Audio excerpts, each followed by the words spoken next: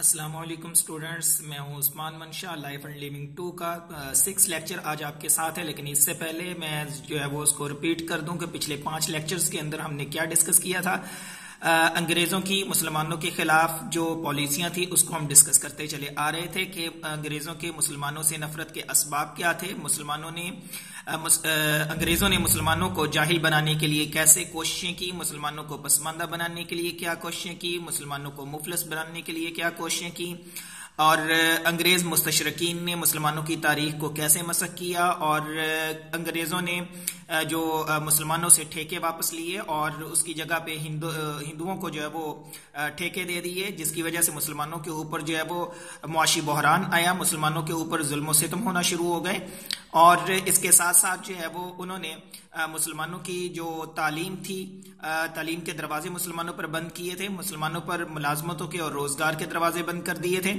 और उसके साथ साथ जो बरे सगीर की दूसरी कौमें थी उन कौमों को मुसलमानों के खिलाफ कर दिया था, जिसके अंदर सिख भी शामिल थे, जिसके अंदर हिंदू भी शामिल थे, जिसके अंदर राजपूत भी और मरहट्टे भी शामिल थे।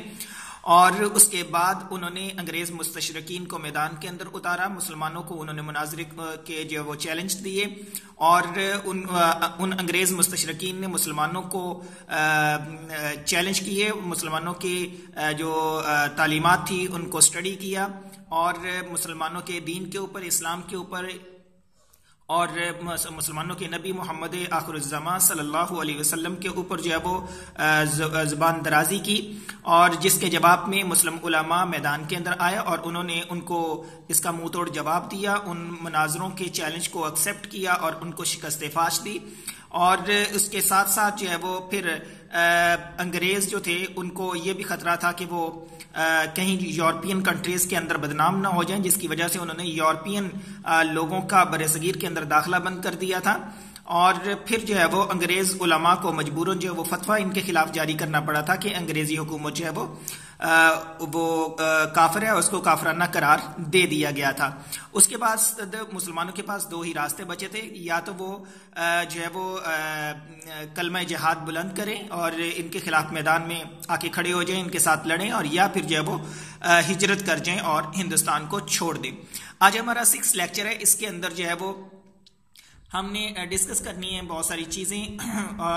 टॉपिक है हमारा जो है वो कायदीन तहरीक पाकिस्तान और इस्लामी नज़रिया हयात। जी, आज का आपका टॉपिक जो है वो कायदीन तहरीक पाकिस्तान और इस्लामी नज़रिया हयात है। लेकिन इससे पहले इस्लामी नज़रिया हयात के हवाले से मैं थोड़ा सा जो वो डिस्कस कर दूं, आपको बताता चलूं कि चूंकि ये जो तमाम सूरत हाल मैंने आपके सामने रखी है पिछले 5 लेक्चर्स के अंदर जो हमने डिस्कस की, उसके अंदर जो है वो आपके सामने आ चुका होगा कैसे उन्होंने मुसलमानों के ऊपर जुल्म सितम किए थे और जुल्म बर्बरियत के पहाड़ तोड़े थे। इन तमाम सूरत हाल को देखते हुए हुआ ये कि हिंदू और मुसलमान बरसगीर के अंदर ये दो ही कौमें आबाद थी जो बड़ी कौमें थी। वैसे तो और भी बहुत सारी कौमें थी, लेकिन ये दो बड़ी कौमें थी, मेजर कौमें थी, जिनकी जो अक्सरियत के अंदर थी, जिनकी तादाद करोड़ों के अंदर थी। ये हिंदू और मुस्लिम दोनों कौमें सदियों एक साथ रहने के बावजूद एक नहीं हो सकी थी। इसकी सबसे बड़ी वजह यह थी कि बरसगीर के अंदर इन दोनों का रहन सहन अलग अलग था। बरसगीर में इन दोनों की इबादत के तरीके अलग अलग थे, और इन दोनों के जो रसूम और रिवायात थे वो अलग अलग थे। दोनों की सिविलाइजेशन अलग अलग थी, दोनों का कल्चर अलग अलग था। तो यही वजह थी कि ये दोनों कौमें सदियों एक साथ रहने के बावजूद एक नहीं हो सकी, जिसे इसको आप 2 नेशन थ्योरी भी कह सकते हैं, 2 कौमी नजरिया। फिर हुआ ये कि आहिस्ता आहिस्ता मुसलमानों की कल्चर के अंदर, मुसलमानों की सिविलाइजेशन के अंदर हिंदू सिविलाइजेशन जो थी वो डेवलप होना शुरू हो गई, और मुसलमानों की तहजीब खतरे में पड़ गई, मुसलमानों का कल्चर खतरे में पड़ गया। और उनकी अंग्रेज की और हिंदुओं की साजिश भी यही थी कि किसी न किसी तरीके से मुसलमानों की इस सिविलाइजेशन को ख़त्म किया जाए और मुसलमानों के इस्लामी तशख्खुस को ख़त्म किया जाए। तो ये भी एक खिलाफ साजिश थी मुसलमानों के खिलाफ। उसके बाद हम जब इसके अंदर डिस्कस करेंगे नवाब वकारुल मुल्क, उनका क्या किरदार था तहरीक पाकिस्तान के अंदर, और अल्लामा मोहम्मद इकबाल उनका क्या किरदार था तहरीक पाकिस्तान के अंदर।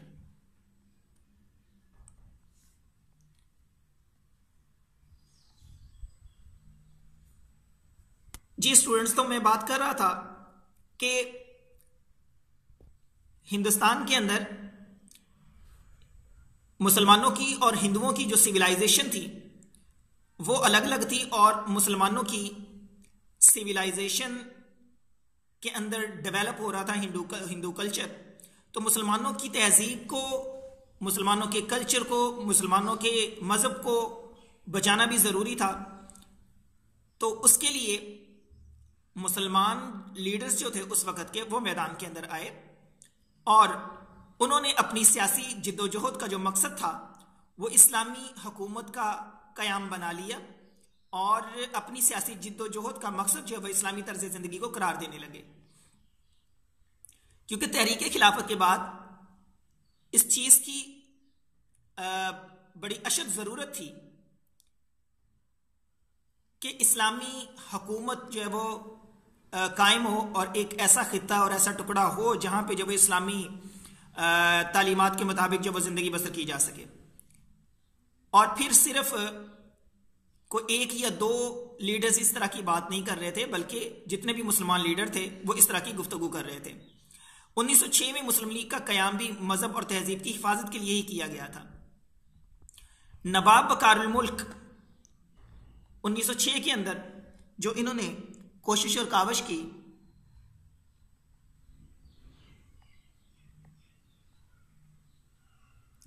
स्क्रीन पे दिखा दूं आपको, नवाब वकारुल मुल्क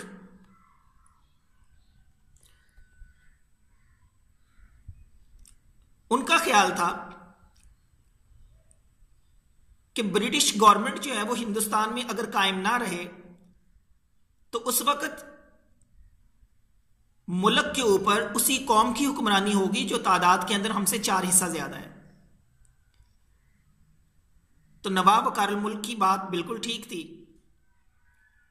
वो चाहते थे कि हर शख्स इस बात पर गौर करे कि जिस कौम की तादाद हमसे 4 गुना ज्यादा होगी उस वक्त हमारी हालत ये हो जाएगी कि हमारा माल भी दांव पे लगा होगा, हमारी आबरू भी दांव पे लगी होगी, हमारा मजहब भी खतरे में पड़ा होगा।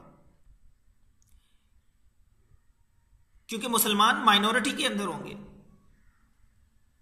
और हिंदू मेजोरिटी के अंदर होंगे, और हुकूमत मेजोरिटी की बनेगी। जिसकी अक्सरियत होगी उसकी हुकूमत बनेगी, और जिसकी हुकूमत बनेगी तो डेफिनेटली वो हिंदू होंगे क्योंकि वो अक्सरियत के अंदर ज्यादा है। तो तब मुसलमान मानों के साथ वही सलूक होगा जो होता चला आ रहा है।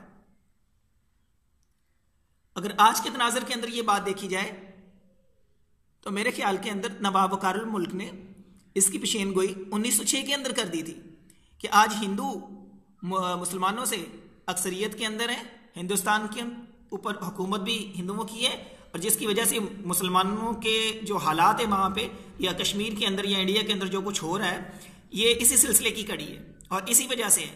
तो इस नज़ाकत को भांपते हुए उन्होंने उस वक़्त इन चीज़ों का तकाजा किया था।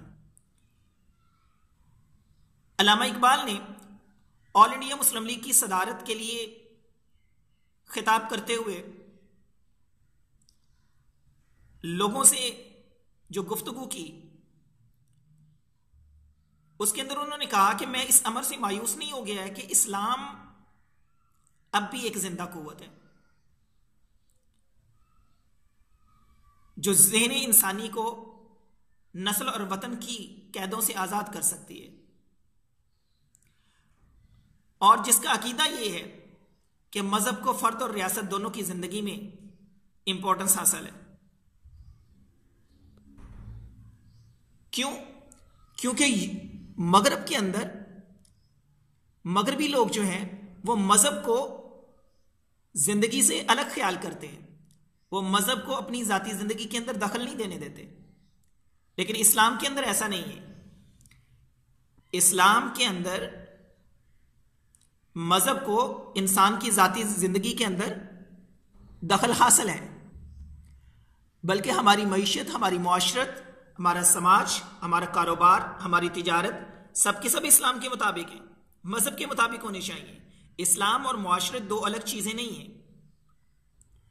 और फिर बहसियत एक इखलाकी नस्बुल ऐन के और निज़ाम सियासत के, इस्लाम ही वो सबसे बड़ा जुज़्व तरकीबी था जिससे मुसलमान हिंद की तारीख़ हयात मुतासर होती है। और इस्लाम ही है जो मुसलमानों की जज्बात को उभारता था। इस्लाम ही है जिसने मुसलमानों की सीनों को मुनव्वर किया हुआ था। और इस्लाम ही वो मज़हब है जिसकी वजह से मुसलमानों की जो जिंदगियां थी वो बदली हुई थी। और मुसलमान जो है वो जामे शहादत नोश करने के लिए सर पे कफन बांध के मैदान कारसाज में उतर आता है।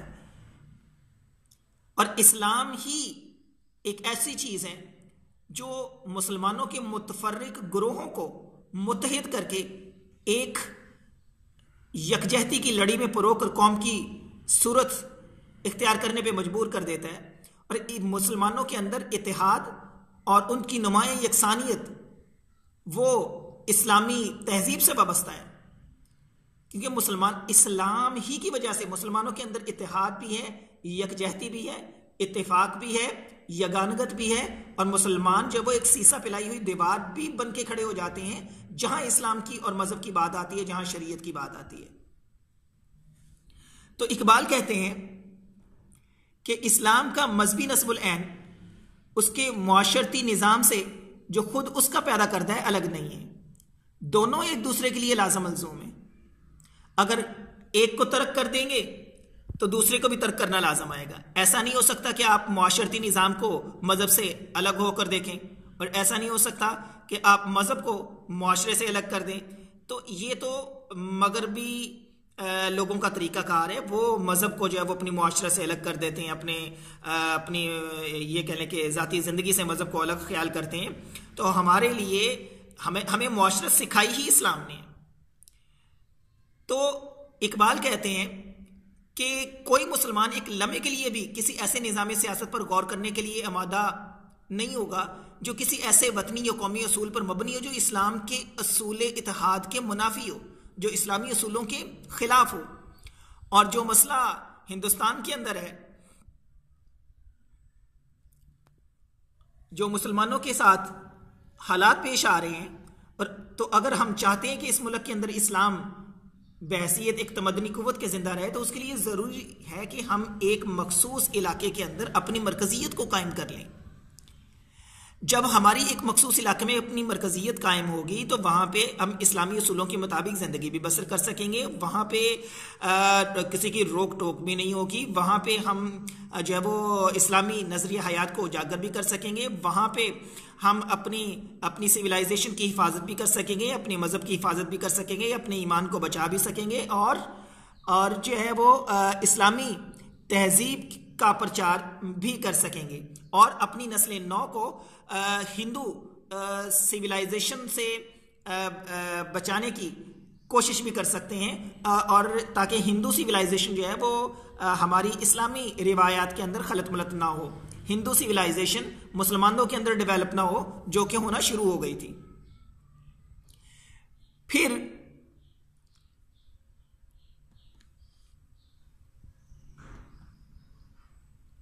अल्लामा मोहम्मद इकबाल आगे चल के